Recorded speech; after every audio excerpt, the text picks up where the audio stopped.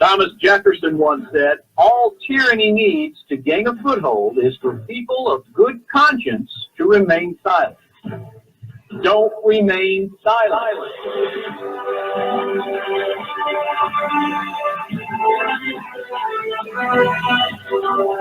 You just jumped in the Pickle Barrel with author, speaker, commentator, and show host Bill Pickles. Good morning, and happy Monday. Hey, Manic Monday here in the Pickle Barrel. Matter of fact, Manic Monday is good for anywhere you're at, I'm sure. I tell you what, it has been one weird weekend. I tell you, we got the urge to purge out of town this weekend, and Friday after my wife got home from work, we were talking. She says, let's just do it. And so we went out of town and we hit the road and we went all the way up to Virginia. We went to Virginia and spent the weekend and went the back roads, and then the back roads back, just made a big circle. And I tell you what, we had a great time. The weather was beautiful. Oh my God. I tell you what, it is unreal leaving here. And top up on little red, the windows up, the AC blowing full blast, and still hot in the car. And you get up there, you put the top down, you put the windows down, and you put a sweater on. It was wonderful, wonderful, wonderful. I hope all of you had a good weekend, got some rest. I tell you what, we needed it, and we got it, and we had it so much fun. And thank you for being here in the Pickle Barrel this morning. We greatly appreciate it, and we hope that you are ready to jump in here and bring something to the barrel with you that we can discuss. I have a plethora, a whole lot of goodies that we can talk about and we'll talk about, but I do want to hear from you. Chat room on Facebook, obviously, is live in the AmericanPatriotRadio.com site. Chat room's alive. If you want to call in and take part in the conversation live, you can do that too by dialing 712-770-4160. Then put in the PIN number 263151 pound, and then *6, and you will be live in here and chatting with us. Just lucky you, right? Lucky us, too. So we're glad to have you. Okay, well, let's get started here real quick and do a little bit, just a little bit, to see what went on history this year. This time a few years back, July 31st. Let's see, in 1790, the U.S. Patent Office opens. 1882, Bell and Sam Starr are charged with horse stealing in Indian Territory.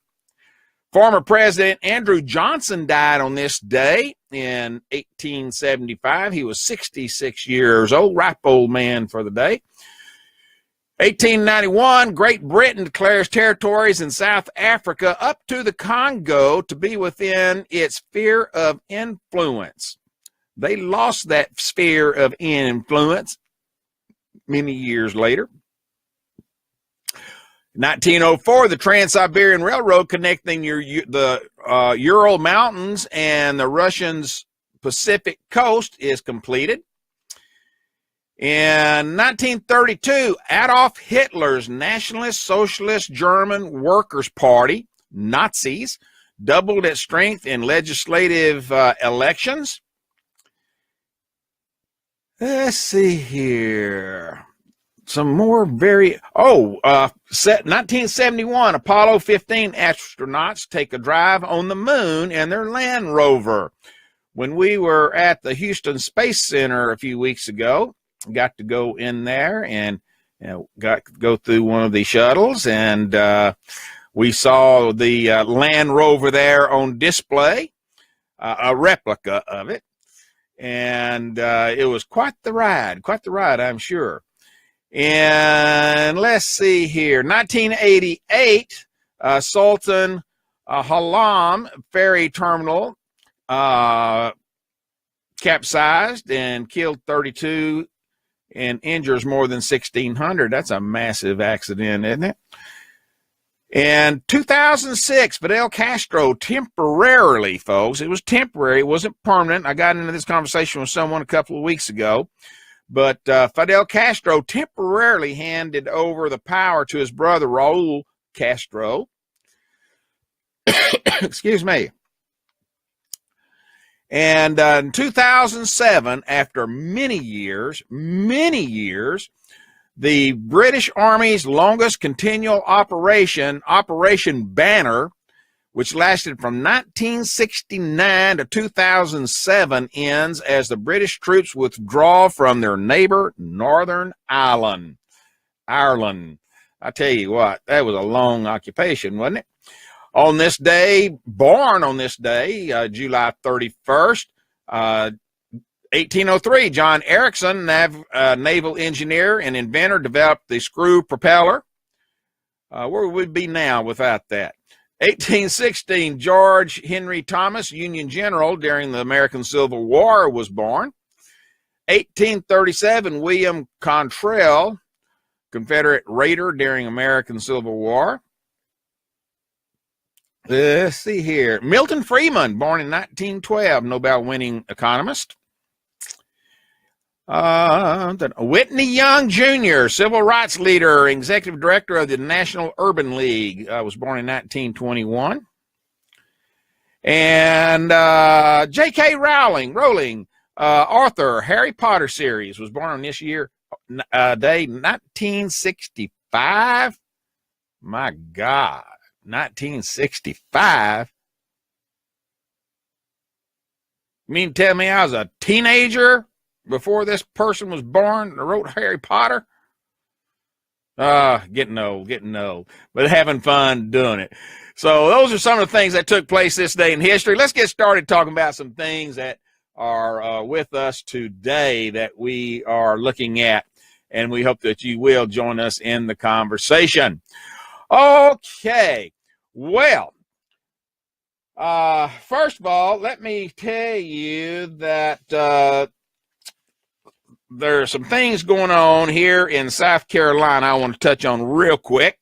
And this is actually not just in South Carolina, it's going on in several states, but South Carolina is the one that has the lawsuit going right now. And we ought to be proud of ourselves. We always have something going on in the federal courts, Supreme Court, et cetera, et cetera, et cetera. Well, the people in the same-sex relationship in South Carolina should get some legal protections against domestic violence as heterosexual couples. The state's highest court ruled Wednesday, deeming a portion of the state's domestic violence law unconstitutional. Now, what this is about, folks, is the way the law is written now, it excludes people that are of same sex, non-traditional families, of having the same equal protection under the law when it comes to domestic abuse, assault, and things like that. It doesn't specifically say that. It just says that unmarried cohabiting or formerly cohabiting opposite sex couples, while denying it to others, the court said, is not reasonable. And so the Attorney General here, Alan Wilson, whose office argued the case on behalf of the state, said he would ask the court to reconsider its ruling. He said in a statement that he supports an approach to reconcile our state's domestic violence laws with the U.S. Supreme Court precedent, but that his office has defended the constitutionality of the current law, which allows the state to protect spouses, former spouses, and people with children in common. And so that is going to get kind of nasty in the courts. And the decision of the LGBT case leaves some uncertainty Some PD, the PD region is where I live, by the way, South Carolina, say a Supreme Court decision on domestic violence needs to go even deeper or have a deeper look at it. And they refer back to last week's court ruling. And what it does exactly is current law defines household members in domestic cases as a spouse, former spouse, people with children in common, or men and women who are or have lived together. It does not include unmarried same-sex couples. And so there's where the lawsuits come into play, and it's going to be very interesting to see where that goes. I'm sure that no matter who you are, you can take 10 people on that and probably get 5 against 5 on what should be done. Or I wouldn't be a bit surprised if you find 10 people there that have 10 different ideas on how to solve this situation. But the courts are going to be the ones that has to do it, and by gosh, they will. So that's one thing that's coming up here in our area of the country, and there's more out there. Real quickly, I want to go over and look at some Rasmussen reports that I pulled up over the weekend, yesterday exactly. It says here, and I just want to ask you your opinion on this and what y'all think. Please let me know in Facebook or in the chat room here at the AmericanPatriotRadio.com, or call in 712-770-4160. Put in the PIN number 263151, and then if you'd like to talk, *6 and share your thoughts. Who does our president answer to? Does he answer to Congress? Does he answer to the people? Does he answer to nobody? And who does our congressman answer to? Do they answer to the people? Do they answer to the president? Or, as many people feel, and I do too, that more and more of them are starting to answer to the media and to those who put big money in their pockets for campaigns and whatever else that money may be used for, legally, and in some cases, not legally. So who do they answer to? Well, according to Rasmussen, 55% say Congress are more responsive to the media than to voters. The latest report was a national telephone and online survey. It found that 55% are likely U.S. voters believe that what the media thinks matters more to the average member of Congress than what the voters think. Now, still, that may be true, but last survey that was done, and that was back in, it's been several years ago. It was 62% of the people felt that way. So I believe that was in 2009, I believe, when that one was done. October 2009. And they felt that during the President Obama's first year in office. Now, just 30% say the average member cares more than what the voter thinks. 15% are undecided. But, back in October 2009, then only 21% felt that most Congress cared more about what their constituents think. 21%. So, in other words, we don't mean a heck of a lot to our congressman, do we? Now then, I'm hoping that I'm going to have to dig a little deeper. I'd like to see what our people here in South Carolina thought about that. I'm going to have to look at that and see. But, I think that's kind of bad. I think that's kind of bad. These people that go around here, they have these coffees, they have these workshops, they have these get-togethers locally. They have their little powwows, and then they forget it. Sounds kind of bad, don't it? More than 31%, folks, believe that their own representative in Congress cares what they think. 51% disagree and say even their own elected representatives don't care what's on their minds. 17% said, I just don't know. Now, you know, even that 17% should tell you something. You know, I may be old and cranky. I may be rusty. I may be an old rust belt person. But I will tell you this. I think it's a sad state of affairs. Even 17% have to say, I don't know who my congressman listens to. They should know. We all should know. We all should know. Our elected officials should know, but evidently they don't. Well, maybe they do. Maybe they know. Maybe they know they couldn't get elected without those big donors. Or they could get elected without them, but they couldn't campaign as much or have some moolah to play with. Makes one wonder, doesn't it? Makes one wonder. Well, I tell you what, I find it very disheartening. Some other things on this survey was 44% of all voters believe most reporters are trying to block President Trump from passing his agenda. Now, I am surprised at that number. I thought that would be even more. Now, by comparisons at this time during Obama's presidency, 48% said most reporters were trying to help President Obama pass his agenda. That was in 2010.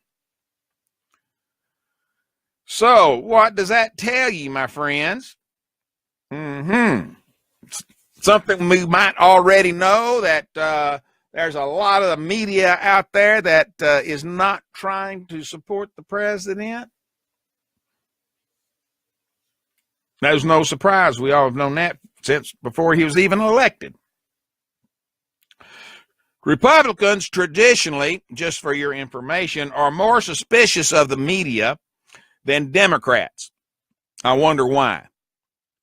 Being sarcastic with that question.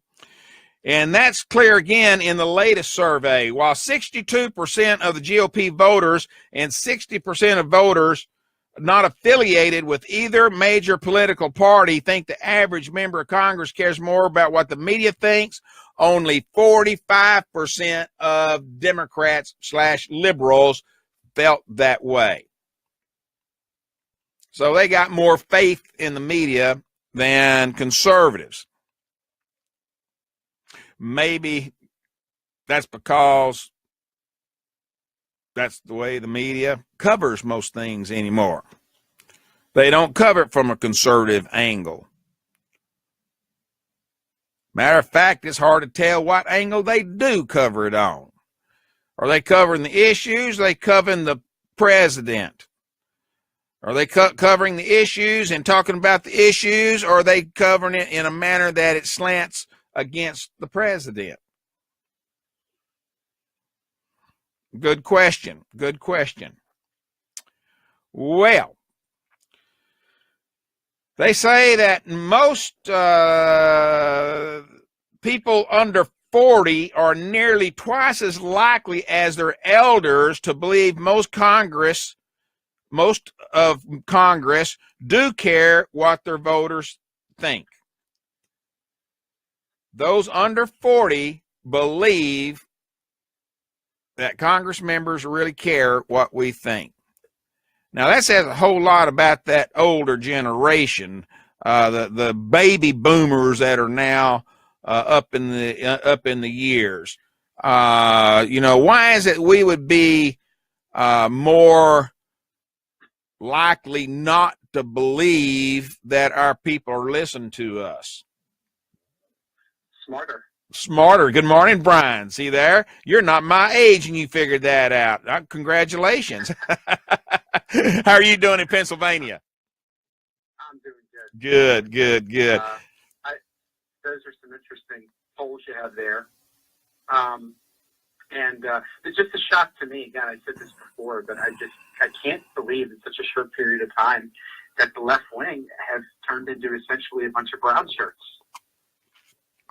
It's like the Republican Party post 9/11, times, on steroids. Uh-huh. Why is that, Brian? What has separated the generations that far? And, Dave would talk about this, and there's a lot of truth. The education, lack of critical thinking, confirmation bias, just an unwillingness to hear differing points of view and to learn from other people. Whoa! You mean people that listen to other people might learn something? I'm not saying it's likely. I'm saying it's possible. Not certainly not with millennials. They know everything there is to know. Aren't you a millennium? No. Oh, you're Generation X. Oh, okay. Okay. Well, congratulations. What could a millennial learn? They have everything figured out. They have all these great, genius, brilliant ideas. Who'd ever think that it was like such a wonderful, elegant, fashion statement to, have your body covered in tattoos or have all kinds of weird piercings or dye your hair blue. If you're a woman, shave your head. I mean, these people are just geniuses. I mean, they know everything. I mean, they just have some kind of genius millennial wisdom that no other generation in human history has ever had. Yeah, Brian, have you seen those pictures that are on Facebook ever so often that get circulated around these? I won't say ladies. I don't know if they are or not. These females. These females.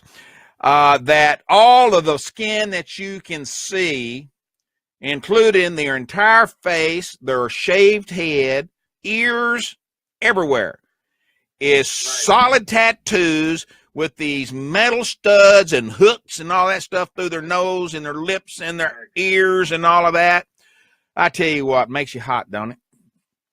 Bill, you're just being too judgmental. Oh, I'm being too judgmental?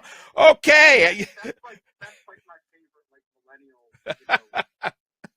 ultra-liberal kind of thing. You're just too judgmental. It's like, excuse my language, weird shit by just saying if you criticize it or notice it, you're being judgmental, when the reality is that, if this country collapses, people will look back years from now and say, well, of course it collapsed. Look at all the weird shit, hair, covered in tattoos. Yeah. You add another gender option when there are only two genders. I mean, just no wonder.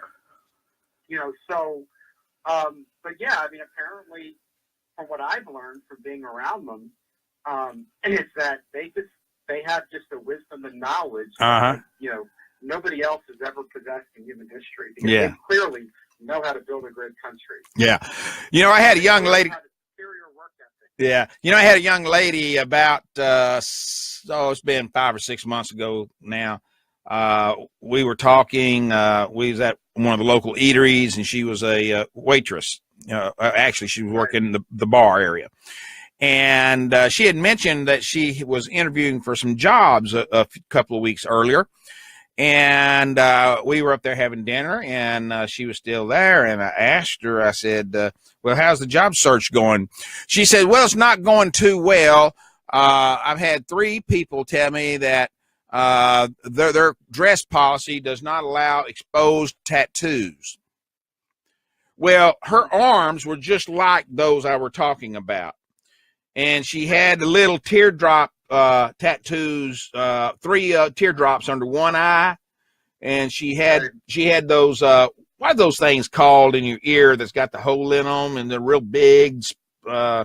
Yeah, it's like you almost don't have any air anymore. It like swallows it up. Yeah, I mean, you could pour water through it. I mean, you could probably stick a water hose through it. It's so big, you know. They've got those big old things in their ear, and so she says, I've just about decided to quit looking. Nobody wants to hear me or hire me, and I'm thinking to myself, oh, really? I wonder why. So you're saying you think there could be some correlation between the two? Yeah, I think so. Well, I mean, she got all these tattoos showing, and their dress policy does not allow visible tattoos, which I know there's a lot of companies like that. My wife, where she works, you know, you can have all the tattoos you want as long as they are covered, you know, while you're at the job. So why didn't she wear like a long sleeve shirt? Oh, gosh, then she couldn't strut her stuff. Well, so she's going to be bartender for the rest of her life. Oh, Lordy. I guess it's worth it. I reckon it is. I guess it is, you know. Hope you enjoy your... Sometimes you see people, like as I go to the Whole Foods once in a while, you see people there, and people just have this thing about them. Like they have that look, like the I don't want to get a job kind of look. Yeah. Like yeah. Weird tattoos, piercings, you know, just stuff that you look at and you say, like, there's no way this person can want to have a job because, you know, the way they present themselves. And then you hear them say, well, it's not fair. Everybody's got more than I do, you know. Everybody's got more than I do. I can't make a living. I can't buy things like that. And yeah, you know, it's because you spent your money doing something like that. Right. So, I don't know. So, well, Brian, you know, you're the Generation X. Now, Generation X has got a few flaps against them in the past, but you know, from what I'm seeing, most of the ones I know of Generation Xers are doing pretty darn good for themselves. So, what's the difference between the X and the whatever it's called now? You know, whatever. Yeah. The millennials and whatever else. Yeah. I think the education's changed. I mean, look, the reality is, you know, 10, 15 years ago, Generation Xers weren't doing as well. You get older, you know, you move up in your job and life, you learn more. So what's to say that millennials in 10 years won't be doing a hell of a lot better? I just, from some of the conversations I have with some of them and the idiotic stuff they do and the beliefs that they have, it's cause for concern. I think that the least tolerant people that I've come across tend to be millennials. The most prejudicial, the most, you know, bigoted people that I come across are millennials because I see sometimes they have this like fascistic idea of the world, that the world has to conform to their belief system and there's no room for compromise and there's no middle ground and there's no room for diversity in terms of your belief system. That troubles me. Yeah. But they can get older. You usually you do better in your job.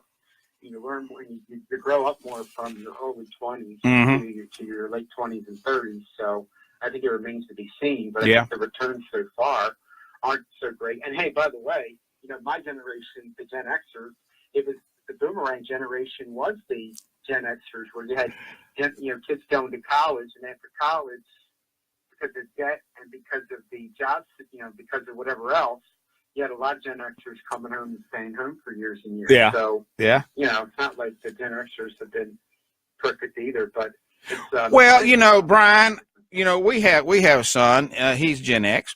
And, well,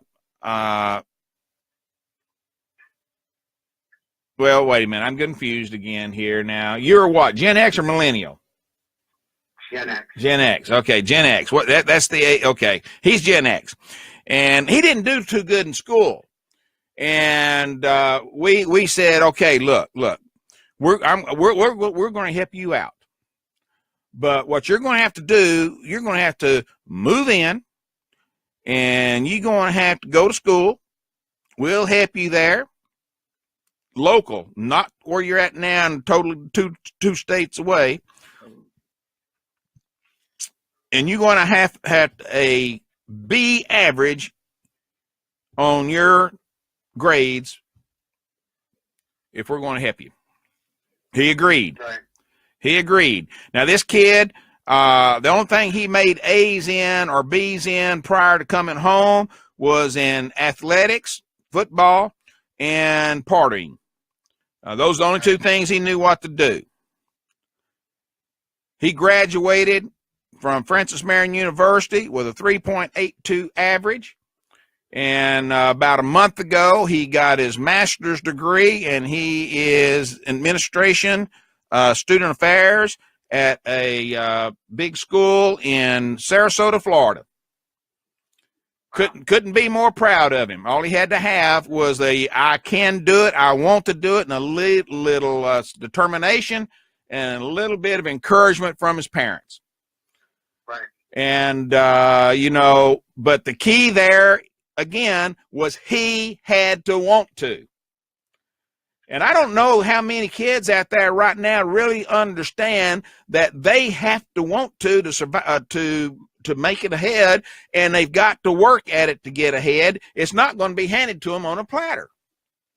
Well, and I think a lot of them are ill-prepared mentally, psychologically. Mm-hmm. Because the world can be tough. Yeah. In the real world, not everybody gets the participation ribbon. Right. I hate those things. I hate those things. Sometimes you lose. Yeah, I hate those participation ribbons. It's a sign of the apocalypse. Yeah. But in the real world, hey, life can be hard. Sometimes you get the job, sometimes you don't. Mm-hmm. Sometimes you get the promotion, sometimes you don't. Sometimes things are going really well in life, sometimes things aren't. Mm-hmm. But it's the mentality is that everybody's a winner. Mm-hmm. And then you get out into the real world and you find that's not the case. And then that you have to work, and that not everything's going to be handed to you. That's tough. Mm-hmm. And if you find out, in the real world, playing a victim or whatever, that doesn't fly. It can be tough. Mm-hmm. I just think, again, the education system is it's as if people are being brainwashed, especially younger people, because there's so much that you need to learn that you don't learn. Yeah. Donna in the chat room says, no, they want it handed to them. It's a lazy generation. Yeah, I think there's a lot of truth there. I'll say this. I don't want to sound like a millennial, but I don't think they were dealt the best hand in terms of the economy. But mm-hmm. I do believe no matter what, you have to work as hard as you possibly can. I think there's never any excuse in life for not working as hard as you possibly can, not being the best, doing the best that you can. Yeah. That bothers me. Well, I know a lot of millennials that have done quite well, but then I know a lot that didn't and haven't, and some of them probably will never do well because it's what's in between their head, their ears, and what's in their heart that is just not working together. They, that's just the way it is. And I think it's a problem in Congress too. They got what's between their ears doesn't work too well. Yeah. I think that one of the issues is that, and I know that some of the liberals are going to say, yeah, there you go, Bill, you're going down that route again. But I think some people are just so used of someone else taking care of me, someone else feeding me. I may not eat the best in the world. I may not have the best house in the world, but by God, I'm going to have the best car that anybody can drive, and I'm going to be living it, and I'm not going to have to work very much. I think that's the attitude some people have, and that is wrong. That is wrong. But when are we, as a society, when are we going to put the pressure on those type of individuals? When is that pendulum going to change? Or are we going to stay in this gutter attitude that we have? I think you have to make drastic changes to the education system. That's one place it's got to start. One place it must start.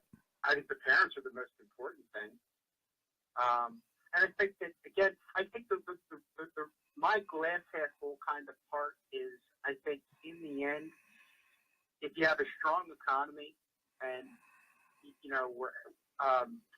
than we've had, that you can build, I said this before a lot, a coalition of 60 to 65% of the population. And you will move a lot of younger people away from this fascism, revolutionary, assassinate president kind of stuff, and they'll be working good money you know, with a good job, raising a family, and they'll want to put their, you know, they'll you know, stop being brown shirts. But I think, you know, the larger picture is, I think, a couple of things. I think it's parents and education, and I think it's just getting our country on the right track. You know, look, you just bring prosperity to people. It's like, even in the 30s, maybe there wasn't prosperity brought to people. But all those people in their 20s and 30s and late teens that would become revolutionaries because of all the infrastructure projects and civilian conservation corps and all that other stuff, they were too busy working. Right. And actually maybe not making a great living, but at least not the soup kitchens and the bread lines. And so they were making a living, and they weren't becoming revolutionaries. I think now the biggest way to turn the tide is just to continue to turn the economy around. And, you know, you'll get enough millennials that'll, you know, move away from all this dangerous fascism that they've become a part of. And they'll become, you know, productive members of society and make a good living, and they'll raise their kids, and that'll change. So, well, let me ask you this, Brian. Yeah. Let me ask you this. You know, we're getting into a generational stage in our government that, you know, we are seeing more slowly, some people say way too slow, we're seeing more and more of the older generations in Congress starting to fade away.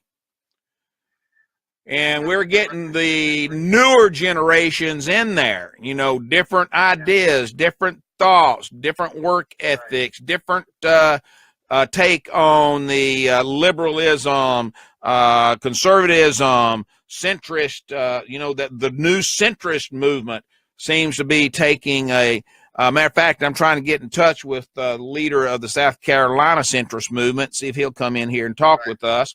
That party is looking for relevance and a place in the mix of things. And they're putting on a pretty good show right now of succeeding in that. So where do we go in our government with this new change? Are we going to see the Republicans and the Democrats much less important in the whole scheme of things, or are we going to see them still hold to the bedrock and these others just going to be flip-flopping out there not knowing what's going on? I think the best chance is that both parties, you know, are reformed. And I think there are really only two choices moving forward. Either we're going to have this left-wing brown shirt fascism mixed with the neoconservatism, because a lot of the neocons have left the Republican Party because of Trump, because he's not enough of a warmonger.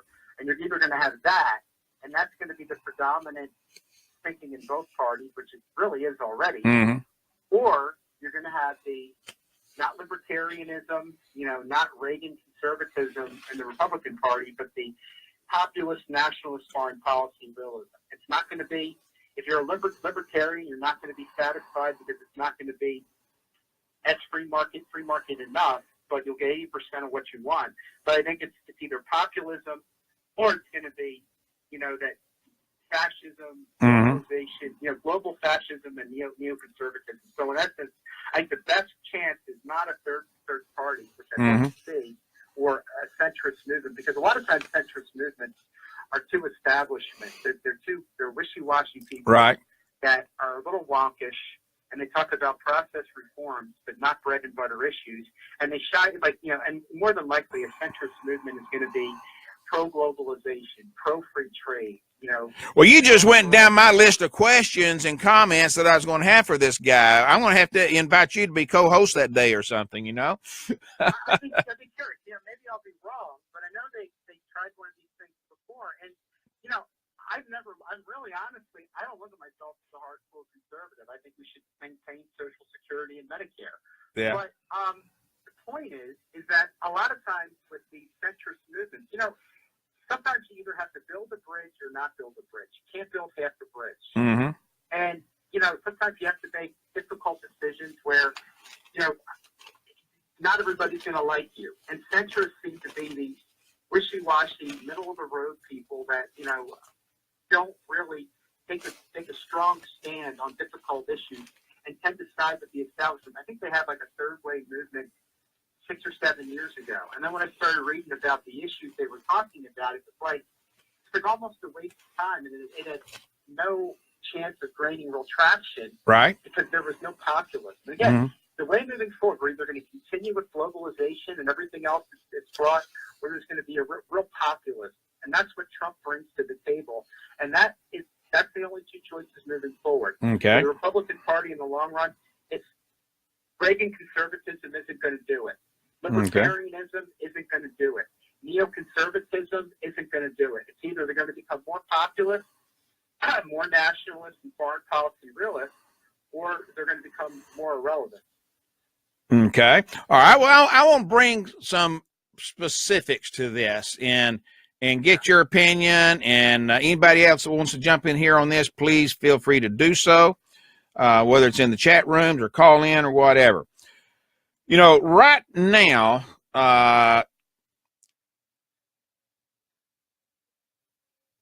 one party rule is just about thrown out the window.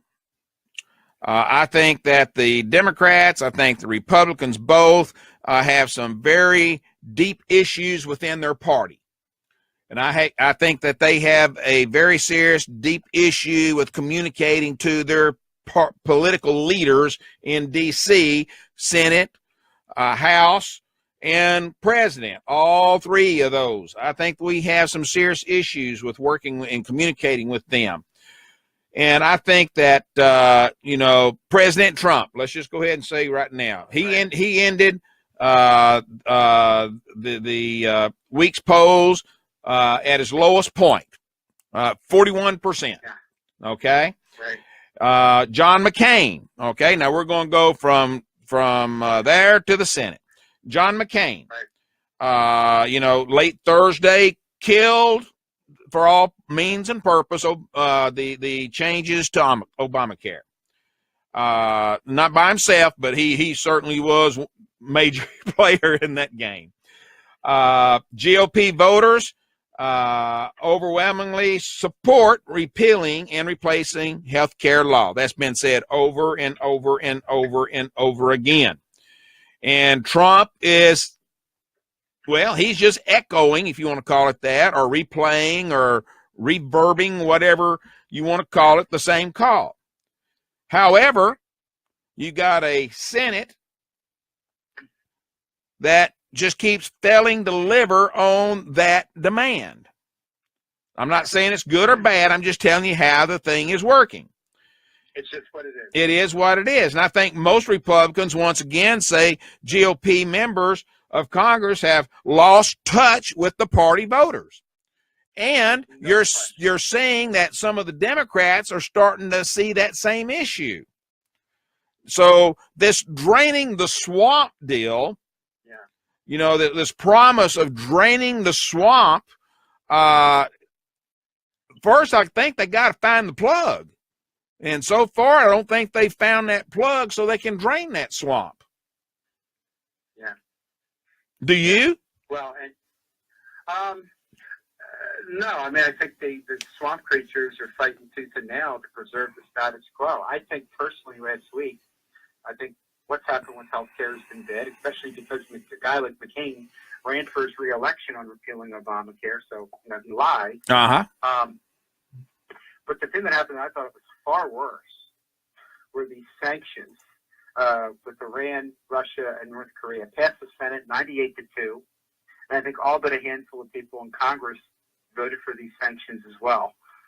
And again, the reason I bring this up is because the country as a whole, realistically, left and right is tired of it, but Republican voters in mass rejected neoconservatism and this concept of America, being a unipolar world power. Right.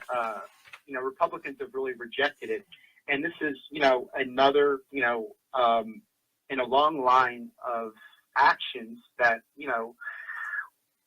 make the world, more chaotic. Right. Belligerent. And Republican voters didn't. Now, Trump had nothing to. Now, Trump voted for it, but it had veto-proof majorities anyway. But the people that voted for Trump were chanting "Build that wall," not sanction Russia, not sanction Iran. Mm-hmm. And you had, I think, probably Rand Paul was the only Republican senator that voted against the sanctions, and hear to him for that. Mm-hmm. But it shows you, that the Republican Party, amazingly, even though this guy saved the party, are acting as if Trump didn't win, and that the mandate that the voters wanted doesn't exist. Right. And, by the way, we talk about the economy a lot here, and Russia said this. If you continue with these sanctions on Russia and cut off Russia from Western Europe and the United States, it's only going to drive them closer to China and India. Mm-hmm. And Russia starts feeling, and they really are, because they're expelling all those diplomats. If Russia starts feeling that they can't work with America, that every time Putin tries to reach out his hand, he gets punched in the face, then eventually, they're just going to give up on America entirely. Mm-hmm. And they're going to start, when they do trades and they trade with other countries, they're going to stop trading in dollars. So the dollar is the world reserve currency. Mm-hmm. Dollar will be weakened tremendously. So will our economy in the long run. Well, the dollar is no longer the world reserve currency. Yeah. Well, a lot of people say, and I heard a couple people this weekend, I always have my eyes and ears open when I'm in restaurants and places, and I was hearing someone behind us talking, and one of them said, right, what we're saying right here, right now, Brian, he said, our next war, we're not going to lose it on the battlefield. We're going to lose it on the economic field. Yeah. And I said, you know what? I didn't say this out loud, but I was thinking to myself, I said, man, I believe you're on the right track. Yeah. And it's insane to me, that we have so many people in Washington with delusions of grandeur. Look, Russia's a world power. China's a world power. It is what it is. You don't have to like them, but you have to deal with it realistically speaking. And if we could deal with Russia and China the way they were 50 years ago, we can certainly deal with them now. Yeah. And it was such a bad thing that happened this week with that vote, because, if you're going to tell us that it's a problem for Trump even to talk to Putin, that even Trump meeting with Putin's controversial, we can't even talk to Russia, then how am I to conclude anything other than the fact that they want a war with Russia if talking to them is not even allowed? Kennedy was allowed to meet with Khrushchev in 1961 at the height of the Cold War. That was not controversial. But Trump, merely meeting with Putin is controversial. And then you have another round of sanctions. By the way, if you're a Republican in Congress and you voted for those sanctions, in essence, what's your justification for doing that? Are you in essence endorsing this ridiculous nonsense that there was collusion with Russia? Because there wasn't. Are you trying to undermine your own president? It sounds like it, doesn't it? Don't you think that's exactly what it sounds like? People are trying to undermine the president, even within his own party. Yeah, they should just come out and be honest and say they'd rather have President Pence. If they want Trump gone. I wouldn't have respect for them, but I would at least they could be honest about what they're trying to do, which is try to sabotage their own president and give their voters the middle finger. They should at least be honest about that. And by the way, the other thing that I don't like is Iran's been abiding to the terms of the nuclear deal. Why are we imposing more sanctions on Iran? Iran's fighting terrorism in Syria and in Yemen. So I'd rather deal with the devil I know than the devil I don't know. Yeah. There's something to be said for the enemy of my enemy is my friend. Yeah. And if Iran's fighting terrorism in Syria and Yemen, that makes them, to me, somebody I could work with more than Saudi Arabia. Yeah, it sounds like someone you'd want to play golf with, don't it? You want them on your side. Well, I think one of the big issues though is that as much as I hate to say it, but I believe this. Just 15% of voters give Congress positive marks for job performance. 15%. Now then, most have a very, very unfavorable opinion of the top congressional leaders. Now, if you don't have trust in your Congress, if you don't have trust in your leadership in Congress, And you have 76, 78, I don't know, 76, 78% of the people believe that the media is biased against Congress, Republican Congress, and the president. What is there out there that shows that there's any chance they can get anything done that people would accept and work with? Well, I mean, I think the president really, to the extent that he can, although he's got, so many, I think he's tried to deliver on his promises. I didn't like that he went along with the sanctions, but they had veto-proof majorities anyway. Right. Anytime he doesn't act in the most militaristic, belligerent terms with Russia, they try to claim that there's collusion with Russia, so he's put in an impossible spot. But, I mean, I think, to me, the one guy that I have any bit of confidence in all is Trump, because I feel that he's making a good faith effort to the extent that he can to keep his promises. I've never seen a president like that in my lifetime. In terms of Congress, I have a Republican senator, didn't vote for him. I have a Republican congressman, didn't vote for him. And what I've seen since then, to me, in my eyes, justifies me not voting for them, because they're exactly what they've always been. Right. And I don't see them ever lifting a finger, to try to defend the president on these Russian collusion charges. Yeah, it's unreal. So, it's unreal. I don't think you can have faith in Congress. I think this, in my opinion, the whole thing with the sanctions bill just proves that. They just don't get it. Look, Republican voters are sick of war. Build the wall, focus on the economy. Actually try to listen to your voters for once instead of your donors and all these genius think tank people and people in the Pentagon that don't really aren't concerned about a war that could get tens of millions of people killed and destabilizing the rest of the world. And the other thing about this, I know I'm going off on a tangent, Bill, forgive me, but Israel should get their head out of their ass really soon too, because if I were them, I'd try to be friends with Iran, because it's nice that they can talk to Saudi Arabia, but the biggest exporter of terrorism in the Middle East is Saudi Arabia. And if Saudi Arabia had their way, you would have had the government in Syria, and Syria borders Israel. You would have had the government overthrown, and Syria would have become Libya, and that would have made, things much less safer for Israel. I don't think, I think Israel and I think Netanyahu and that government are doing a crummy job, because, all these world events that are happening, the refugee crisis in Europe, it's changing things in ways where Israel is going to be alone and by themselves if they don't start, rethinking themselves and understanding who their friends are and who their friends aren't. Yeah. Well,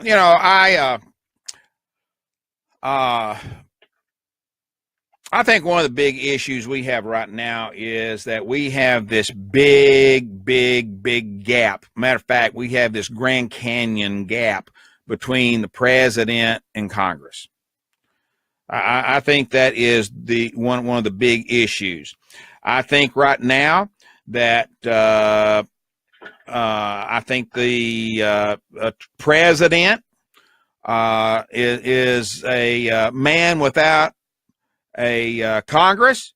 He's a man without a party. I think for all logical explanations, just the way it appears, is pretty clear that he is he's on that island by himself, and it's going to be very hard to get things accomplished in that type of a situation. And that's a real question, Bill. All right, real quick. What would be more likely to get Republican voters excited and vote, reelect their Republican congressmen and senators in 2018? Sanctions against Iran, North Korea, and Russia, or building the wall? I think building the wall, number one. I think that I think of all of those, that would be number one on the list. That would get more of the man on the street Republicans more vocal and pushing more for Congress to support Trump. Do you think the voters are right in that case, or do you think the voters are off the mark? Do you think that matters? Do they have to be right to make it work? Well, I'm just curious what your opinion is. I'll be honest with you. I am not one of those that believe that we should have a literal wall across our border. I am not. I think there's other ways it can be done. I mean, my gosh, we're supposed to be so big in high tech. I mean, let's use this technology instead of brick and mortar. But everybody wants that physical wall. I guess you got to see it to believe in it. I don't know. Now then, you're taking it back over to the sanctions. First of all, I need to find out from everyone, do these sanctions really do anything? I mean, they do. I mean, maybe not positive, but they absolutely have real consequences. Whether you think they're good or bad, I mean, they do have real life, real world consequences. Well, yeah. The only question is whether you think they're good or bad. I think they're bad, but I'd be curious to know your opinion. Well, I think majority of the sanctions that we do are petty. I mean, now, yes, the sanctions themselves work. Let me backtrack, okay? I think the sanctions themselves generally do some good in that particular area. However, is there not, is there not another way that we could work together? I mean, I've got my. Are you sick of this? Aren't you sick of this kind of stuff? I am sick of it. I'm sick of the games that's being played. I think it's pretty obvious I'm sick of it, and it's a nasty, cruel, gut wrenching, pucker your butt situation we're in. It's dirty. It's nasty, and nothing, obviously nothing is working. No, if you look at the big picture, Brian, nothing is really working. And one group wants to do this, one group wants to do this. Well, we're going to refuse to do this. Well, we're going to refuse to this. Well, now aren't we getting a lot accomplished? I mean, I don't get it. I don't get, especially with what happened in this election, how the Republicans in Congress could somehow interpret that their voters have a thirst for more militarism and more war mongering and making enemies out of the other two major world powers. I don't get how they could somehow intuit that from the results of the election or in the future that's what voters want. And not only that, that's a good idea. I mean, you got two other world powers. You want to be enemies with them? We can't even talk to these other countries. I mean, like, what is wrong with them? Not to mention the fact that there's going to be nothing positive that comes out of this. You're just going to draw those two countries closer together. You're going to make it so that Russia and China become best friends because they have nowhere else to turn to. And eventually what you're going to do is you're going to draw India into their orbit, and you're going to have over two and a half billion people between India and China plus Russia and everything they have. And you're going to have enemies with 30-40% of the world's population, the other two major world powers, and another emerging, power. You're going to become enemies with them. I mean, don't they get it? And by the way, from what I'm reading in Russia, all these sanctions have done is that they've made, the Russian economy, the Russians more self-reliant. They don't rely as much on imports. They build up their agricultural sector and they build up their manufacturing. I mean, they don't work. And if you keep doing this, they're going to turn away from using the American dollar when they do their trading. Right. So okay. I don't see anything positive come from this. But, I guess I haven't been a lawyer and a career politician my whole life. Yeah. Well, different topic. All right. I tell you what, it is top of the hour, Brian. We need to take our break. I hope you can hold on. Good conversation going on. If you can, great. If you can't, I appreciate you being here, and we'll catch you on rebound. I know that you're in and out quite a bit. So, but we do need to take this break. And so we're going to do that, folks. We're going to take about a 2-minute break, give or take a little bit there, and give everybody a chance to get something to drink, make your trip to where or whatever. And we'll be right back here in the Pickle Barrel where we'll continue this conversation. And we're going to talk about, is this country a country without leadership, whether it be Congress or the president. And is the president a president without a country, or is our country without a president? And we're going to talk about, is our president a man without a political party? And so those are just some of the things we're going to look at, and I do have a ton more if we have the time. So we'll be right back here in the Pickle Barrel. Don't run off.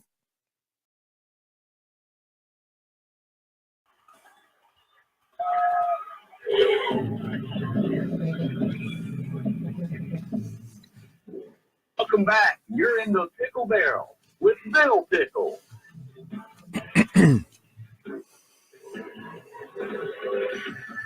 Welcome back. Welcome back. You are in the Pickle Barrel. We're all in that proverbial pickle barrel, just trying to find a way to get out of it. And I think more and more and more every day, this pickle barrel is getting crowded. My big hopes of some of us being able to crawl out of it after the election, I don't see where that's happening. I think we're seeing more and more people jump in it. We're in trouble more and more and more and more every day. But no one is in trouble any more than our president. And I mentioned that we were going to talk about whether he was a president without a party, a president without a country, or is the country without a party or a president. I mean, this is a big mess, folks. And I think that something better start happening. Something better start happening, or we're going to be really crowded in this pickle barrel. Reince Priebus made history last week. And, some people are saying, well, that was the straw that broke the camel's back. Some are saying that since Reince Priebus was treated that way, yes, he did resign. Okay? Before anyone says he wasn't fired, he resigned. I know a lot of people in my life that have resigned to keep from having that fired tattoo put in their record or on their forehead. It's a matter of politics itself that people will resign instead of being fired. All right? Now then, I made the comment when Reince Priebus. Yeah, I figured you would. I think, can we prove it 100%? No, but I think absolutely he was one of the leakers. And I say that because you never heard the establishment press have anything negative to say about Reince Priebus. I think the deal was that he leaked information and in exchange got favorable coverage from the media. I think that's unquestionably what was going on there. Well, I don't know. We'll probably never know until memoirs are written, right? But I will tell you this: Reince Priebus did a lot for the Republican Party, and well, let's back up and do a little. I would argue he didn't. Oh, you would? You would? Okay. Well, Brian, I for one was very active in the Republican Party during his reign, and the party was in dire straits. Membership was down, leadership was down, financially it was all but bankrupt, and under his leadership, he got that all turned around with great success, and I think he did a wonderful job for the Republican Party. Now then, did he do everything exactly the way that the leadership wanted? No, he did not. And, in that respect, I think he resembles Trump a little bit. Trump did his own thing his own way, and Reince Priebus did the same thing. But in the meantime, though, he was able to pull the party together. We had upturn in membership that was just awesome, and we had people working together from state to state for the first time in a very long time. And so I think he did a good job. Now then, could he have done better? Probably. And you know what? Just like President Trump will get some things accomplished. But could he do better if he had the support of the party or those others out there that are trying to stab him in the back, or even more so, those out there that are Chicken Little to do their part to stand up and support the man?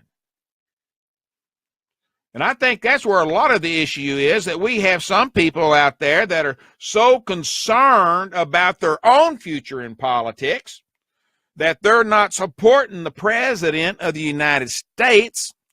And in the meantime, folks, I'm telling you right now, you are hurting your own chances of future in politics because your asinine attitude and actions and non-actions. Well, see, the way I look at it is whatever Trump's personality flaws are, and they're certainly there. There's no question. All of us have personality flaws to a certain extent. He just flaunts his a little more. He's got the big one. He's got the big one. He ruffled a lot of feathers. Yes, he does. Did some things that I didn't think were necessary. There's no question. I mean, you can't deny that. Right. However, he did give the party, I believe, in terms of policy, a blueprint to be a majority party for decades to come. Yeah. And I don't think anybody else in the party has been able to do that. I mean, he gave them a blueprint. Like, look, stop with all the wars. Stop with all the regime change and the militarism. Stop with the globalization and the trade deals. They're not working. Stop with the open borders. Put some, let's invest in infrastructure. Stop talking about privatizing Social Security. I mean, and used with a lot of the traditional Republican ideas we've had for the last 30 years. I mean, he gave them a blueprint to be a viable, strong majority party. Nobody else has done that. The party establishment's pretty much worked against it. When Reince Priebus was chief of staff, instead of putting people around Trump that were in agreement philosophically with him, right, he surrounded Trump with a lot of establishment Republicans right, that have not worked with him. Did Reince Priebus really make a grand effort to give Trump everything that he could give him so Trump could win the election after he won the nomination? I would argue he did. Well, Brian, let's right here for a minute. Don't you think a lot of that, though, may be because of the lack of communication between the two? Report after report after report would tell you that, yes, Trump would stand beside Priebus. He would talk with Priebus, but when it came to working on day-to-day activities, you very rarely saw them together. Well, and I think that's probably because Priebus had no desire whatsoever to work with Trump on his populist nationalist agenda. I think in the eyes of Priebus, his goal was to surround Trump with establishment figures and try to get Trump to move in the direction the establishment wanted to go. I think Trump probably figured that out early on. Well, I'll tell you what I think. I think that Priebus was never put in there because of his talent or position. No, I won't say scratch position, because of his talent or because Trump wanted him in there or intended for him to be in there very long. I think it was all for show on Trump's side. I think it was all for show. This was a thank you very much for your leadership and helping get me elected, but don't unpack. Okay? This is a short-time position. Yeah, but I think if Priebus would have worked with Trump and done a good job and put good people around Trump, I don't think that job had to have been a short-term position. You mean if he would have, I would hope that would be true, Brian, but I really don't. I really don't think it was ever intended that he'd be there very long. Well, because I think that Trump had no illusions about what Priebus was going to try to do. Hey, look, remember, didn't Priebus help author that 2012 Republican presidential autopsy report for coming out of the failure of Romney that basically said that the Republicans didn't need to change anything. The only thing that needed to change was they needed to try to compete with the Democratic Party in terms of promoting open borders. Mm-hmm. I mean, that was really what the autopsy report said. It said that Romney, who really was not strong in immigration enforcement and backed away from all of his promises in the Right. federal election, was still too tough on enforcing immigration laws, and that's why they changed. And apparently, unless I'm remembering wrong, I think Priebus was a part of that autopsy report and more or less endorsed it. Mm-hmm. So that's the school he comes from. The guy's like best friends with Paul Ryan. Mm-hmm.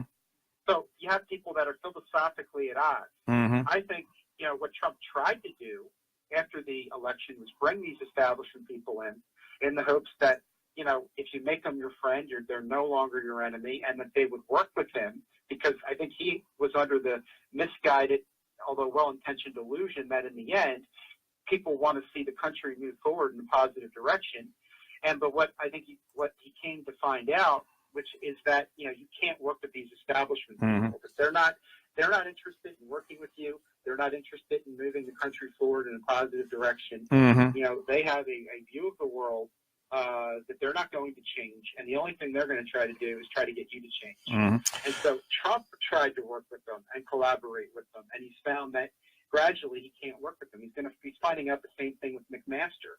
I mean, these people have a view of the world which has been predominant for the last 25 years, and which Americans have seen very few benefits from, and has made the world a lot more dangerous, but they're not willing to change. Mm-hmm. And so the only thing you can do is get rid of these people, because they're just going to try to sabotage you and sabotage the movement. And I'm sorry, but Brent Priebus might be a nice guy to have a beer with. He doesn't seem like a bad guy when you hear him talk, but I think that partnership went together like oil and water. And I do believe he was the leader, because you notice the Trump administration, certain people get grilled and filleted, and other people, the establishment media never says one word bad against them. My belief is that that's the case because the leakers have views that are aligned with the establishment, and the deal they make is we're going to give you inside information and access, and you're not going to criticize us. That's why people like Bannon get killed. Well, I think, I think that the working relationship between the Republican Party and the president is lukewarm at most, at very most.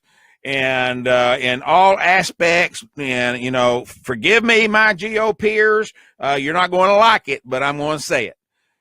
From where I'm sitting and my point of view and people I've talked to and observed, I think it'd be a cold day in hell before the Republican Party fully supports President Trump in any of his issues.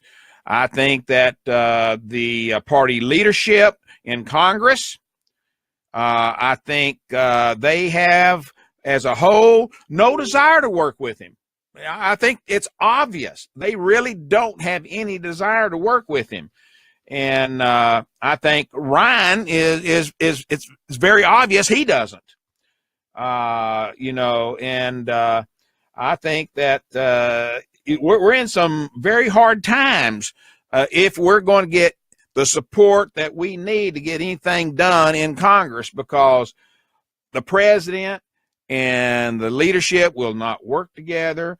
They don't even want to talk to each other most of the time. And the only time they do, you hear reports from the leaders, the ones that were there, saying, yeah, we talked a little bit about this, that, and, and really no really solid, hard case explanation of what they talked about and what was accomplished or not accomplished. Everybody hedges the issues. And to me, that just tells me one thing. We are not working together. And, for us to have control of Congress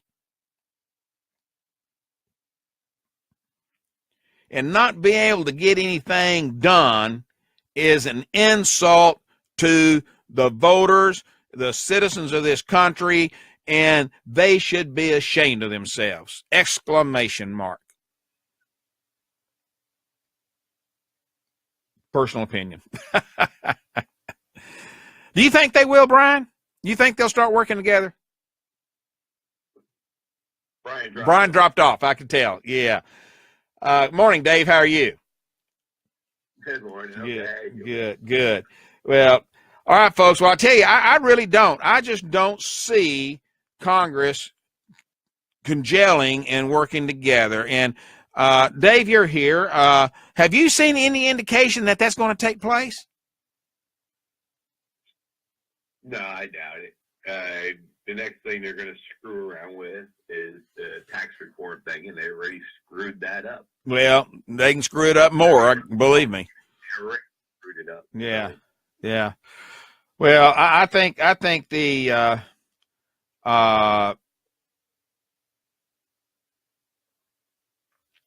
I think Priebus was a good example of someone that made a show. Now, whether it was a good show, a legitimate movie, or if it was a fake movie, I'm not in a position to say. But I think he did give some in trying to make things work. But I don't believe that he sincere, in my opinion, folks, I really don't believe Reince Priebus ever thought it would work. And this whole thing of him being in there was for show only. I'll go to my death believing that. It was too big of a mismatch to start with.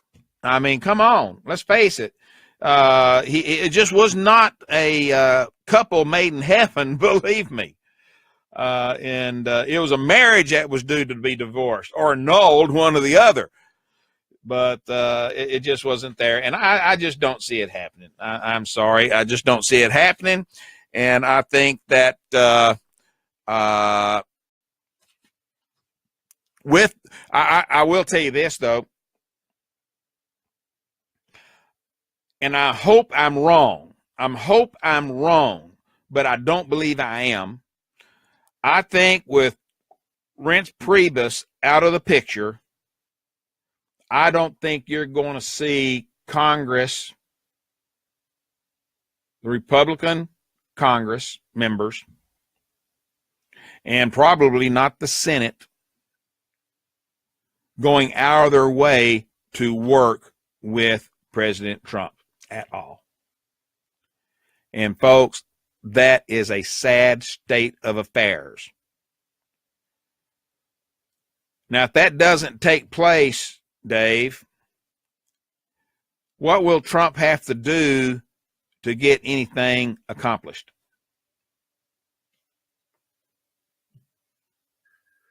Oh, the list is long. And not pretty. And not pretty. No, like I said, they've even already screwed up this tax thing. They're going to keep playing games, like has been mentioned in the chat room here, till the 2018 elections are over. We're going to see where the chips are going to fall after that. Is more GOP going to be in, or are they going to start losing seats and Dems are going to get right? We're really going to have to wait till after that to see and be able to predict what the next move is going to be. Yeah. Right now, even before the 2018, I don't know if anybody's been following the news or following the reports on what's going on, but you even have the Koch brothers and everything else now because of the screw up that the GOP did on this tax bill already out there. You're going to see multi-million-dollar ads and everything else going on right now. Oh, they've already started. Yeah. They're going to be cutting up both sides, Democrats and GOP, because both of them dropped the ball on this one. Yeah. Because you don't understand, this is all attached to the stock market, the economy, and all the rest. And just by already announcing, watch the market start to crash, folks. I'll tell you that right now. Don't say that. Don't say that. My wife and I this weekend were talking about how good the funds are doing and how much it's going to be great to have those in a couple of years when she retires. Don't hex our retirement, Dave. Please, not right now. 4 years from now, do it because we'll have it somewhere else, okay? But not right now, please. Yeah, well, I'll tell you, sell high, buy low. Right now, you're at its high. Yeah, that's right. I selling off everything I friggin' own, take that profit, take the profit out, then turn around and reinvest a little bit and wait for it to start crashing and then reinvest again. That's how you play the market. Yeah. But they've already let it out, leaking or however it came about. But yeah, they already dropped the 20% border tax project. Yeah. The second they did that, every Tom, Dick, and Harry out there in big corporations came out and said, "You're lost your mind." Yeah. Because now, at best, you're looking at a 25% corporate tax rate when it's supposed to be down to 15. Uh-huh. All right, 20 was what was the projection. Now you're looking at best 25, and you lost trillions of dollars by cutting this portion out of this tax reform. Mm-hmm. It screwed up. And I'm telling you, watch the market start to crash, folks. I'd be surprised if it didn't. Oh, don't say that. Please shut up. They're going to hold off until the final bill is done, all right, and see what they do with the corporate tax rates in the overall. And yes, 25 does beat the hell out of the 39, but it's a far cry from what the market was expecting. I would seriously expect a market freeze at the moment with the new reports coming out. They're not going to panic and sell off, but I'd expect little to no growth over the next couple of months while Congress plays their game. Because remember, you only got a couple of months left to figure this out, and then the fiscal year is up. All right? They need to do something. Whatever they're going to do, they have to have it done before October. They're running out of time. At the end of October, depending on what bill ends up crossing Trump's desk, if any, is going to determine whether or not the stability in the market maintains or it's going to crash overnight and be the end. It's going to be game over. Well, it's scary. It is downright scary, folks. And Dave is hitting on a very important point here. Now, you want to see things really get nasty. You want to see some struggling really take place. If you want to see markets drop like bat out of hell, if you want to see jobs lost, if you want to see all these companies like right here in South Carolina in the last 2 weeks that have announced that they're going to be doubling the size of their plants, new plants coming in, just wait and see what happens to those plans if something like what he's talking about takes place. All these thousands of jobs and billions of tax dollars that we're talking about coming into the state, ixnay, bye-bye French fry, adios. Dave, it's scary. Yeah, well, as scary as it is, there is a couple of glimmers of hopes here. Like I said, panic ain't going to happen until after the final bill is done. Now, if they sit there and do and I think this is the only part I wouldn't swear to because I haven't read enough up on the laws on this side of it.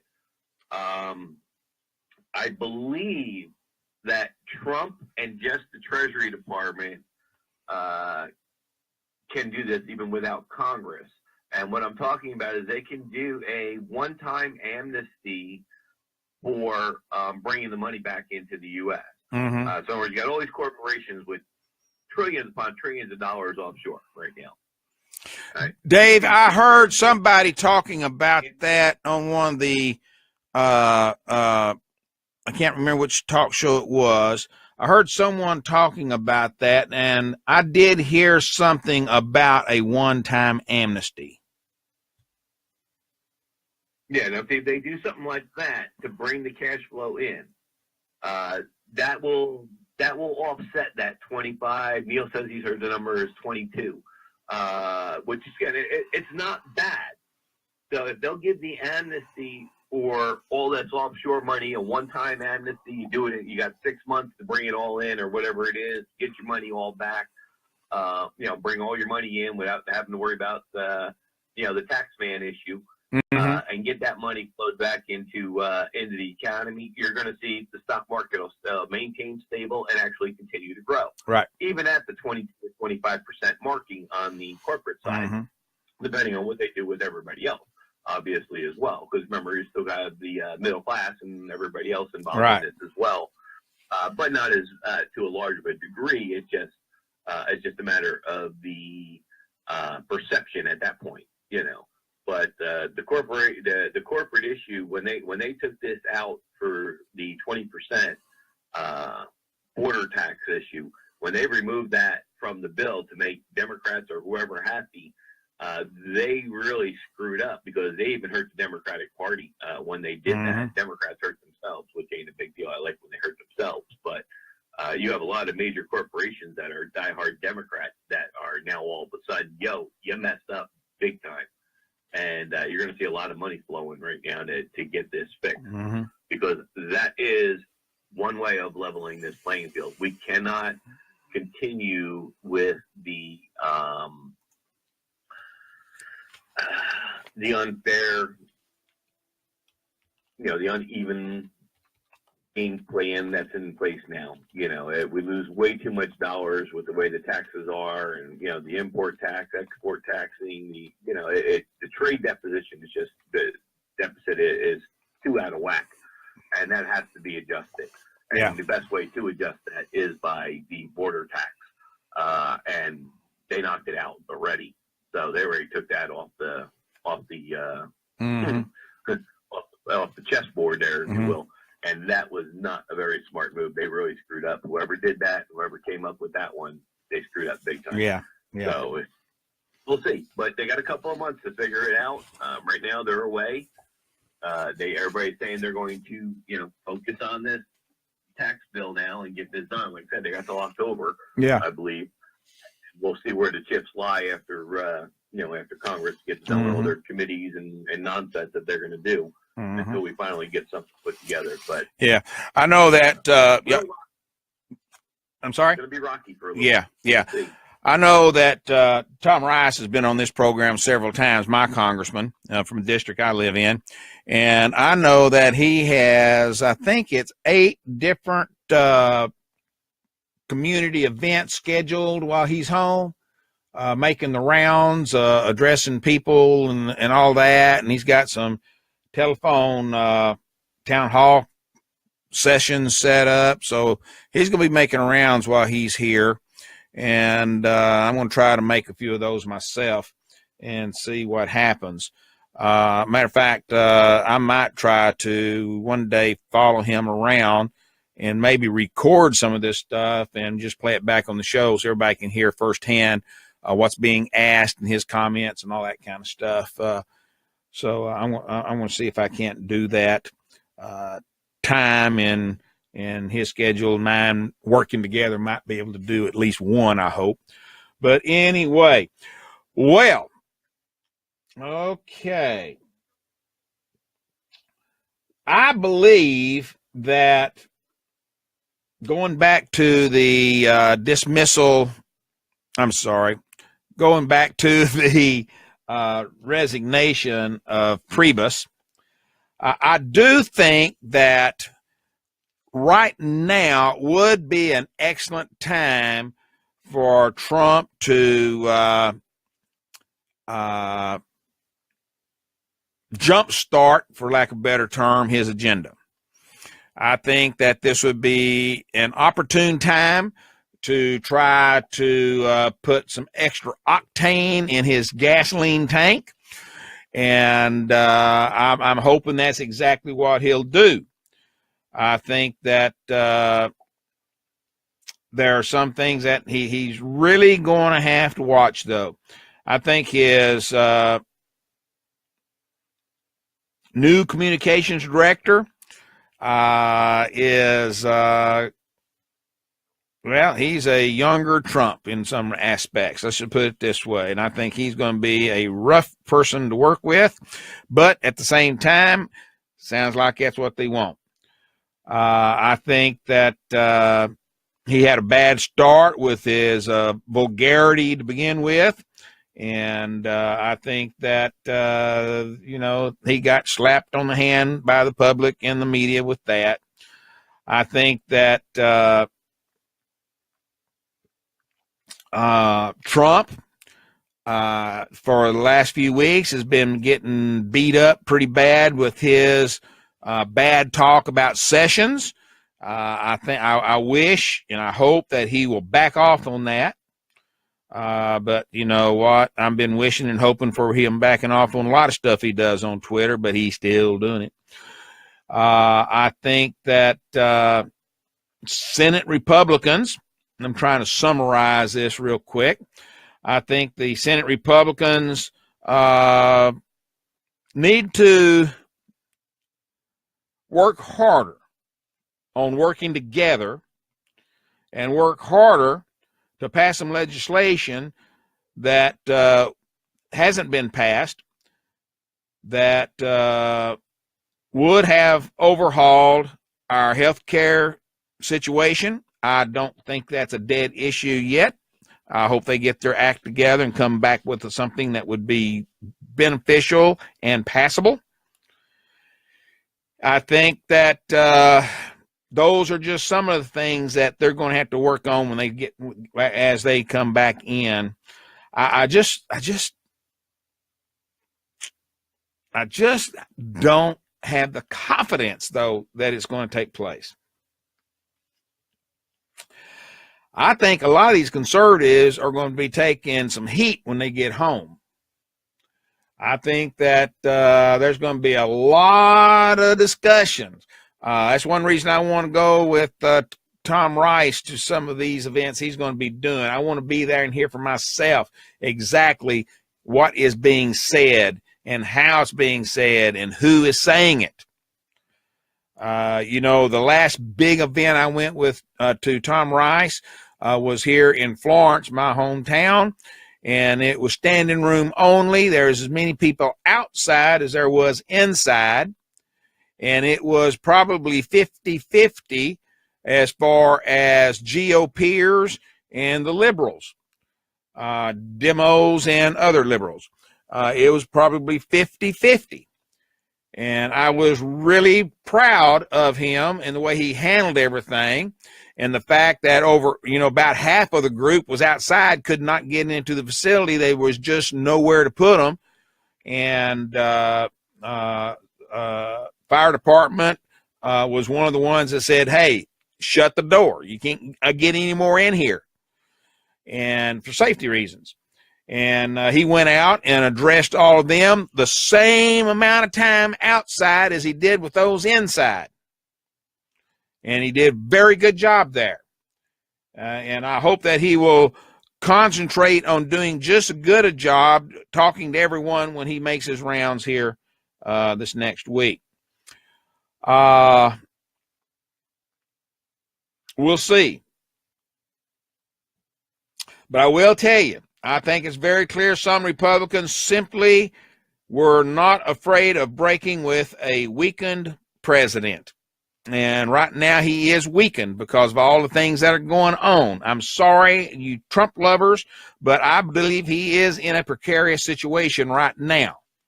And he needs to start trying to figure out what he's going to do to rebound and get organized and get stuff done. He is supposed to be the leader. Act like a leader. Quit being a crybaby and a gossiper. Get some work done, okay? You know, I think that because of the things that are going on, I think that he, would someone please tell me any really substantial legislation that has been passed or shot down even? Anything. I can't think of any. I think that his really only major win or accomplishment, however you want to say it, was his executive powers. Some of the things he's done there, I think the rolling back the regulations and then doing a few of his Obama's achievements were good, like the Paris climate issue. I think his nomination of Neil Gorsuch, good. I think, well, I can't think of much else, personally. I just can't. I will tell you this, though. I'll bet you the Republicans coming home to their districts are going to catch some HELL. And I hope they do. Maybe they need to have a call to Jesus moment themselves. But we'll find out. We'll find out. All right. Speaking of things coming up, hey, folks, Tuesday is a very special night. August the 1st, Tuesday, 2017, is the National Night Out event.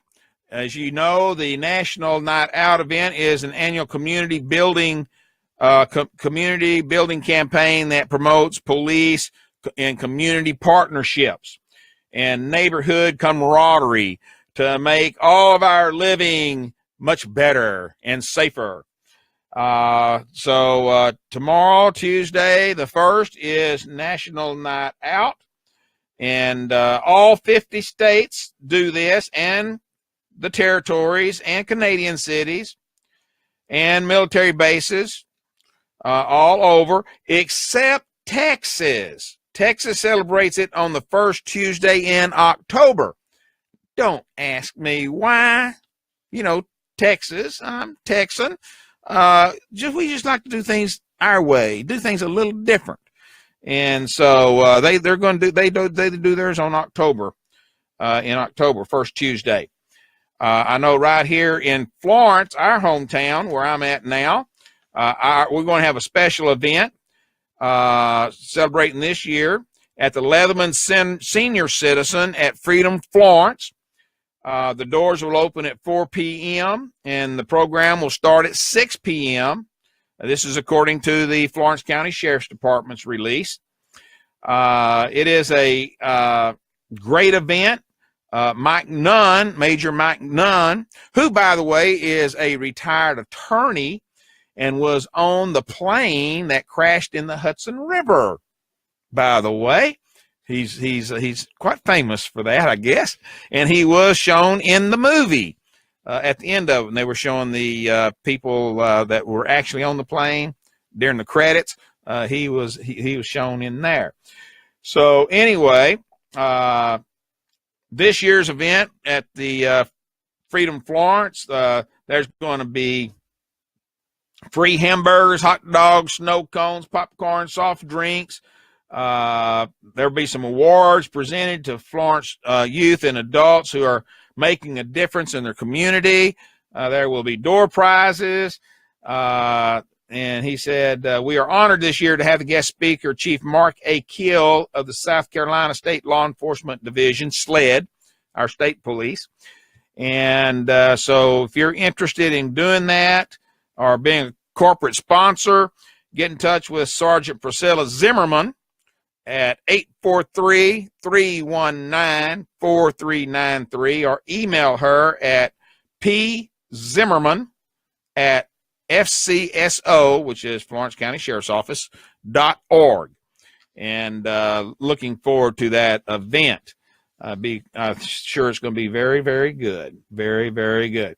And I think that our neighborhood where I live, they're talking about everybody that's not at that event, of course, coming outside on the front porch, bring your lawn chairs and everything out front, and everybody just sitting around having a chit-chat, talking, and have a good time. So good for them. Good for them. All right. Let's see here. A few other odd and ends. Dave, do you have anything you want to bring up while I pull up other things here, or are you okay? Yep, I'm good. Just sitting back, buying my time like everybody else to see where all these chips are going to fall. There you go. Oh, coming back into town yesterday, we were coming down the highway, and you would have thought the entire city of Florence was in flames. I mean, we got up close enough, and we saw fire trucks from every fire department around Florence County. I mean, out of county even. There were people here from the Windy Hill Fire Department, the City of Florence, Howell Springs Fire Department, Darlington County Fire Departments, South Lynch's River Fire Department, Sardis Timmonsville Fire Department, as well as Florence County EMS.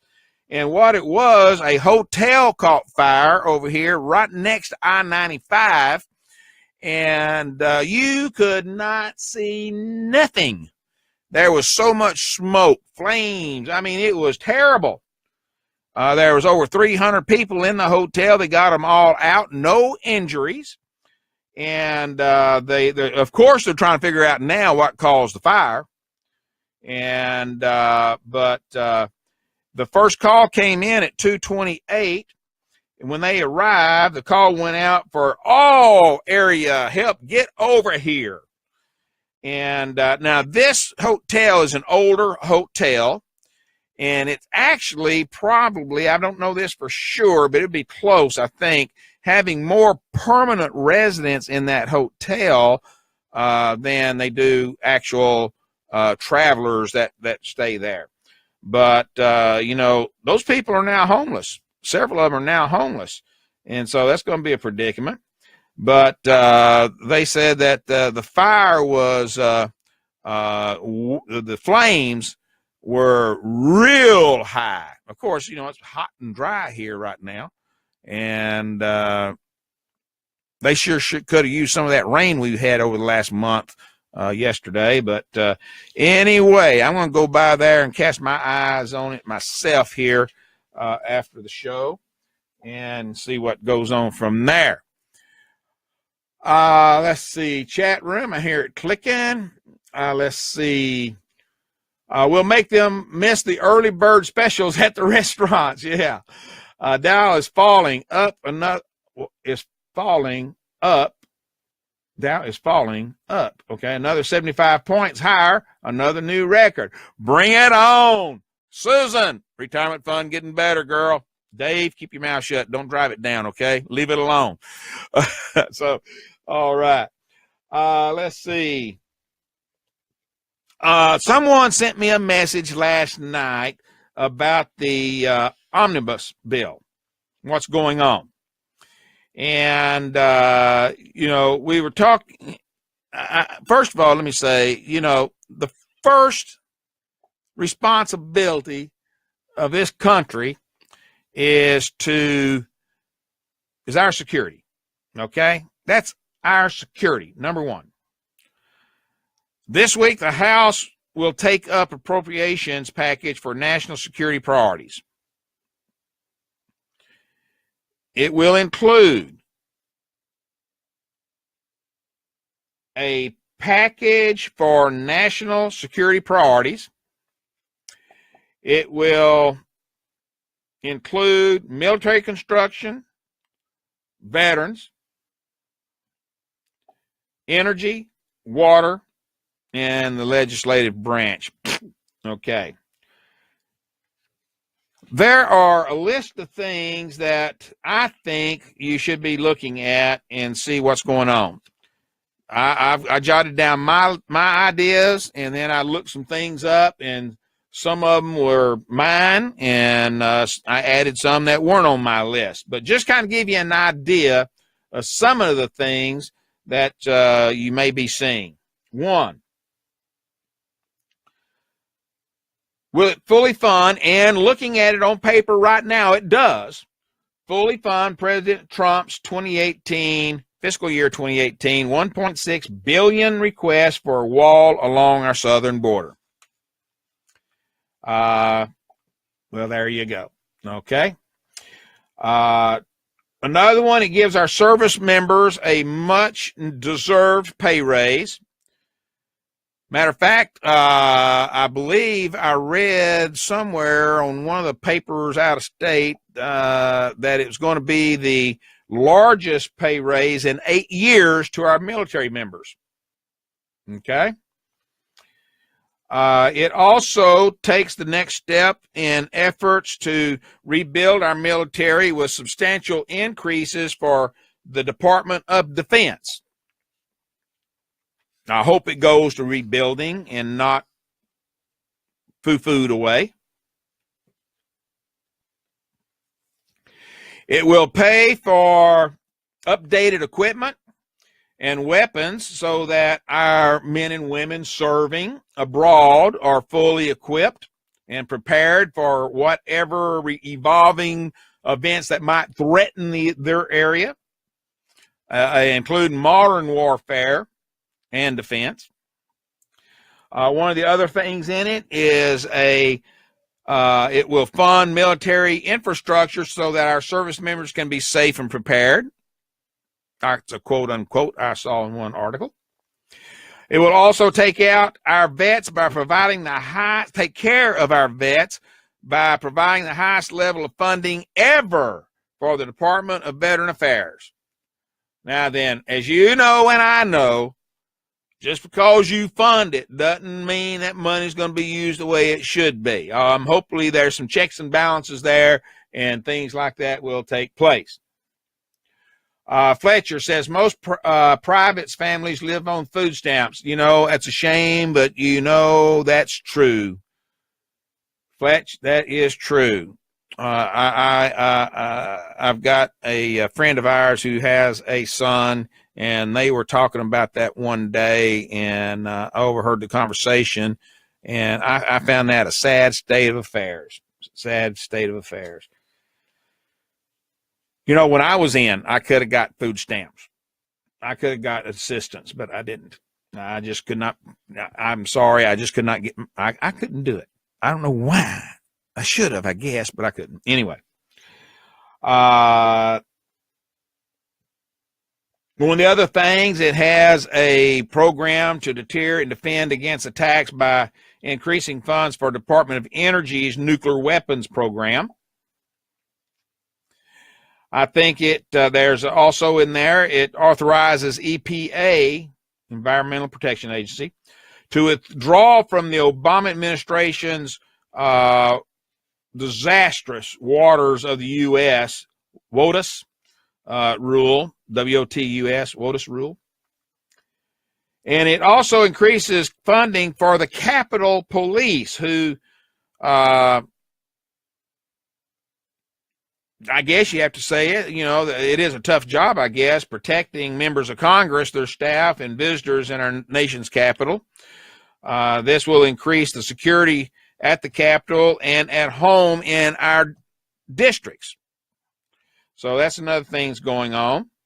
And so I think this is one of the things that, and it was also in that package, will ensure that Americans abroad are protected also. So those are some of the things that are going to be in that package, and it'd be worth paying attention to and see how those things go.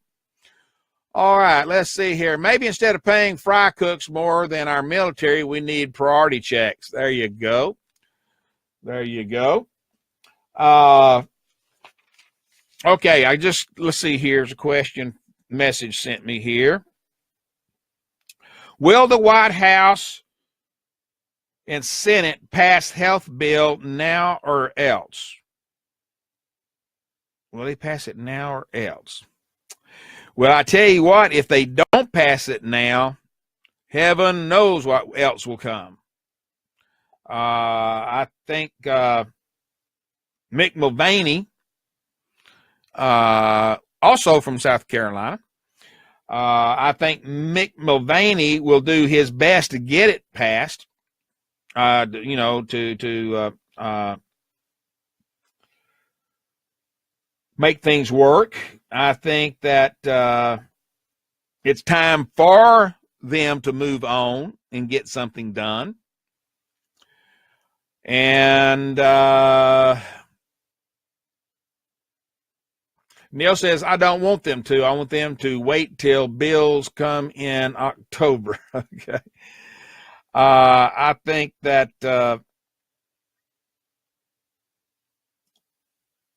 since they've got this 5-week recess going, nothing's going to take place. I don't think they're going to be called back early. I just don't believe it. Someone asked me that in another message earlier this morning. No, I don't think they'll be called back. I think if they're home, they're home. So I hope that answers that question. So there's that. Also, someone asked about a back seat alarm law that is being looked at in Arizona. So early this morning, I pulled up some information on that. And yes, there is a child advocacy group in Arizona that is trying to get a law passed that will require back seat alarms. So that, if you get out of your car and you don't look back there and you don't get your kids out, an alarm will go off to let you know, hey, you got kids in the back seat. You need to get them out of your car, take them in with you so they don't stay in that car and die of heat exhaustion, heat stroke. There's been several kids this summer that have died for that reason. There is every summer. And folks, I am so sorry, but I just cannot understand how you forget you've got a child in your back seat. I'm sorry. I'm sorry. I just do not understand that.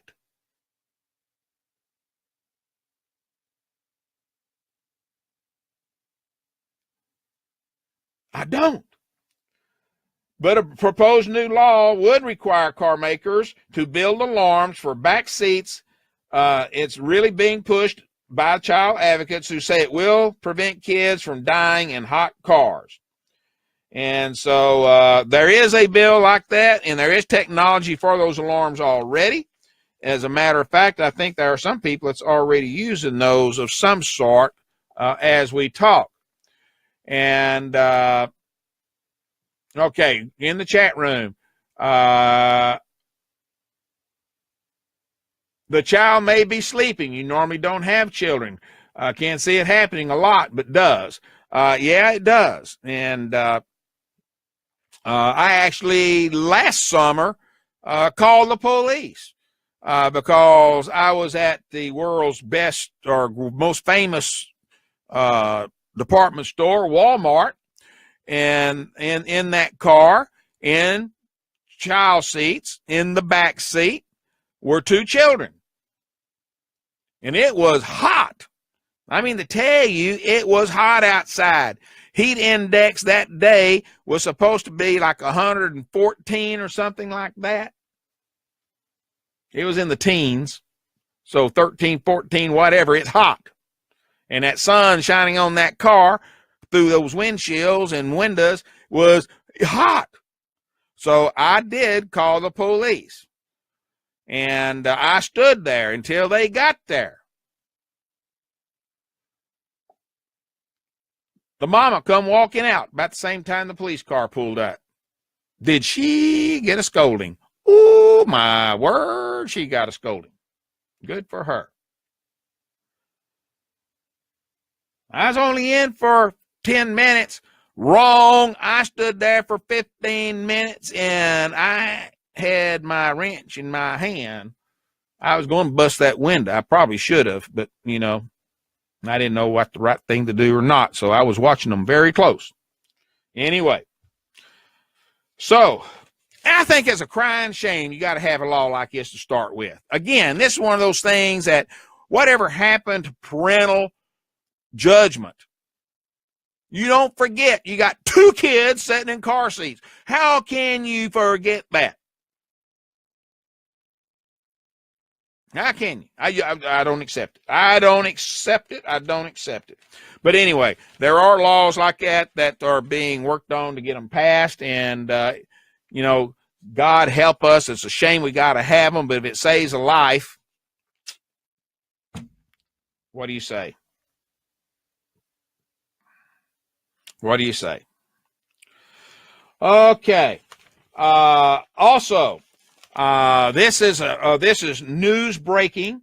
You need to understand this, and and I don't mean this to be sexist. I don't mean for it to be racist, but the reports from Georgia say that black women are picking up firearms for self-defense. More and more black women are taking the courses so they can have concealed weapons, and they say that it is setting all kinds of records for not only the number of women getting concealed weapon permits, but black women, African American women, or whatever the term you want to use.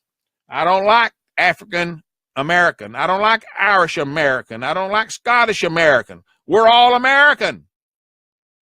Shouldn't have to distinguish us. I'm sorry. That's just the way I feel. Political correctness has gone overboard. Anyway, in Georgia, this is taking place big time. And so one thing you got to understand, if you've ever taken this class, you know what they tell you. If you pull to kill, not to threaten or say, whoa, you pull, you better be willing and able to pull that trigger. So anyway, black women are getting their guns and they're taking these classes so they can protect themselves. And one of the instructors said, I promise you, they are not going to have any trouble, any sympathy, or going through that thought process, are they? And so I did a little research. I didn't have a whole lot of time this morning, but I did a little research. And according to what I found, this is a growing trend across the country, not just black women, but more women in general. And so I have no issue with it. I have no issue with it. But since the question was asked, I looked it up. Okay. Let's see here. It's top of the hour. And that was a good way to end it right there with something different. Thank y'all for being here this morning in the Pickle Barrel. I greatly appreciate it. And we'll see you back here tomorrow morning at AmericanPatriotRadio.com, where we'll carry on even more discussions on various other topics. And I do have a pile of things I want to talk about right here, not counting what come up overnight. So y'all have a safe day, and thank y'all for joining me in the Pickle Barrel. And we'll see you back here tomorrow morning at American Patriot Radio. Dave, what's coming up next, sir? Coming up later on is Kids Corner. And, of course, followed up by Happy Hour at APR. Candy will be back. And more Kids Corner and Chuck Scholl's Golden Radio, Age Radio, and so much more. Check the schedule and stay tuned to AmericanPatriotRadio.com. All right. Thank you, sir. Everyone have a great day. Have a safe day. We'll see you back here tomorrow morning in the Pickle Barrel. Bye-bye.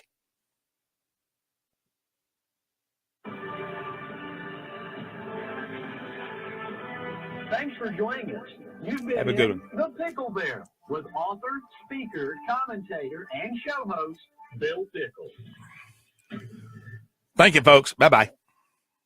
You are listening to American Patriot Radio.